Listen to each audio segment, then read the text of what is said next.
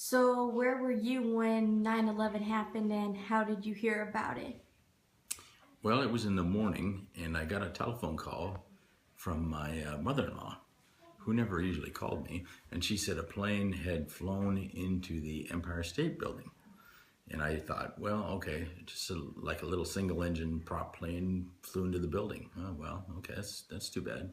Well, nobody got hurt. It wasn't until I got to work and people had the TVs on did I realize the scope of the event.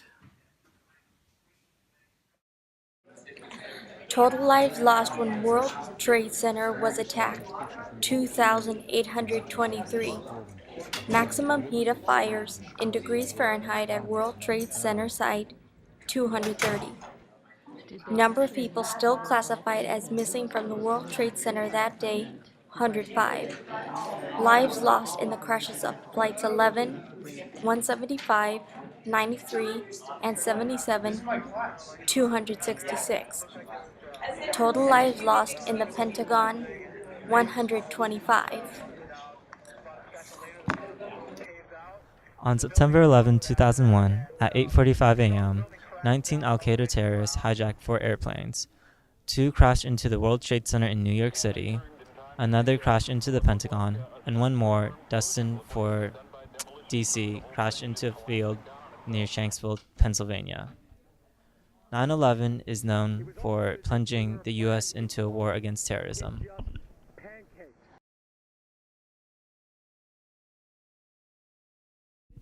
Before 9/11, the Reagan foreign policy administration could be described as a peace through strength. Reagan was strongly anti-communist and supported those with the same values. The Reagan administration can be credited with ending the arms race with the Soviet Union. Reagan's 1986 Immigration Reform Act was created to amend, revise, and reform the status of unauthorized immigrants set forth in the previous act.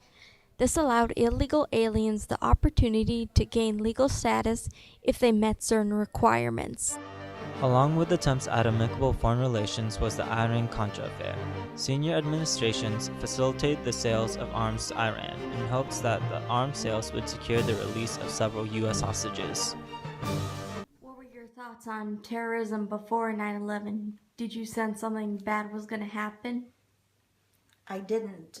All my impressions of terrorism was that it happened in other countries, never on American soil. Even before 9/11, terrorism was rising throughout the world. On June 19, 1985, Middle Eastern terrorists hijacked a U.S. jetliner bound for Italy. A 2-week drama ensues in which the plane's occupants are split into groups and held hostage in secret locations in Lebanon and Syria. Not long afterward, terrorists kill 19 people and wound more than 100 others in coordinated attacks at European airport ticket counters.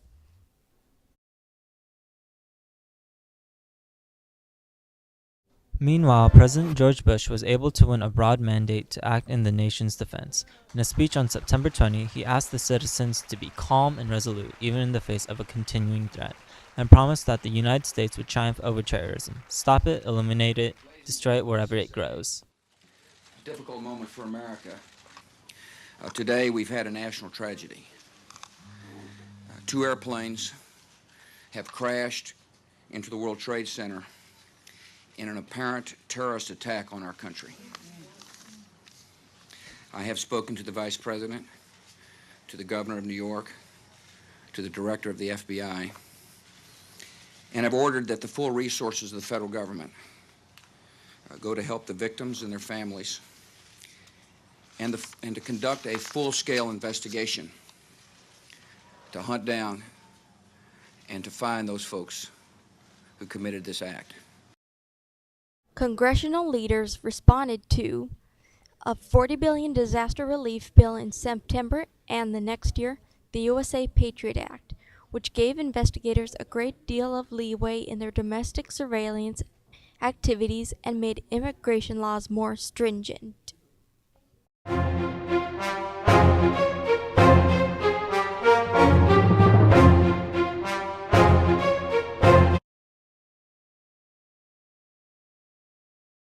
Sent firefighters and EMTs to Ground Zero. Lines to donate blood at Red Cross offices and other blood banks were incredibly long.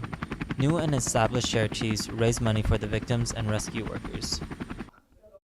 Some anger erupted into attacks on people of Arab and Muslim descent, with nearly 600 incidents in the first 10 days after the attacks. Muslim hate crimes rose 5 times after 2001, more than the years before. Did the economic crash affect you in any way?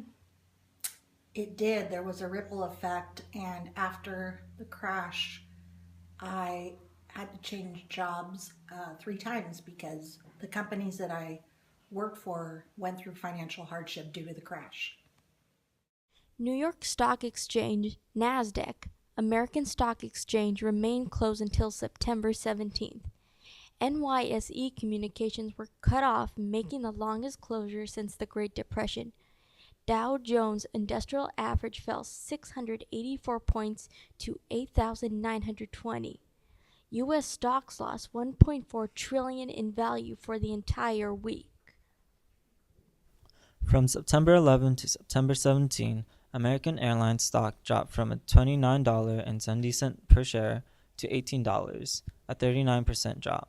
United Airlines stock dropped from $30.82 per share to $17.50 per share, a 42% decline.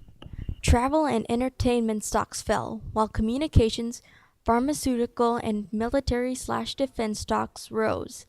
Online travel agencies particularly suffered, as they catered to leisure travel. Hotel occupancy fell below 40%, and 3,000 employees were laid off. Tourism, hotel occupancy, and air travel also fell drastically across the nation. The reluctance to fly was a product of increased fear of a repeat attack.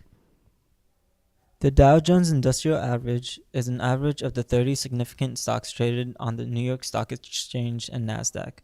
The graph above shows how hard the stocks were hit during the 9/11 attack. Did you lose anyone you knew in 9/11? Yes, I did. I spent 12 and a half years in the sport of hockey, and I grew up a hockey fan. And my favorite team growing up was the Boston Bruins. Still is the Boston Bruins. One of the players on those early teams was a player by the name of Garnet Bailey. His nickname was Ace. Well, years after his playing career, I was working with the Seattle Thunderbird hockey team. I was hosting the room for the incoming National Hockey League scouts. Ace was a scout for the Edmonton Oilers of the National Hockey League. First night he came in, I immediately recognized him, got his autograph. We sat down and talked about the old Bruin days and whatnot, and had a nice lounge chat. And thereafter, every time he came into town, he recognized me, made a point to say hi, and we shot the breeze every time he came through. It was really, really cool. He was on one of the 2 planes that flew into the Twin Towers. He left many friends behind, one of which I can say was myself. A great tragedy. It was basically our generation's version of Pearl Harbor, which our ancestors had to endure. In those words, it was a day of infamy, and we can only hope that nothing like that ever happens again.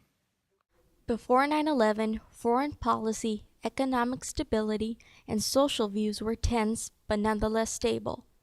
However, the events of that day culminated in greater threats of terrorism, economic devastation with far-reaching effects, but left our country in mourning for many lost lives.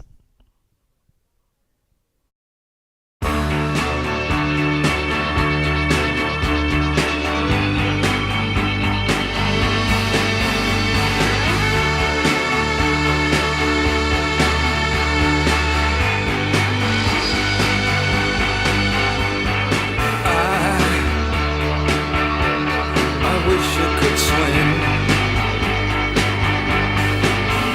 like dolphins dolphins can swim. Though nothing will keep us together.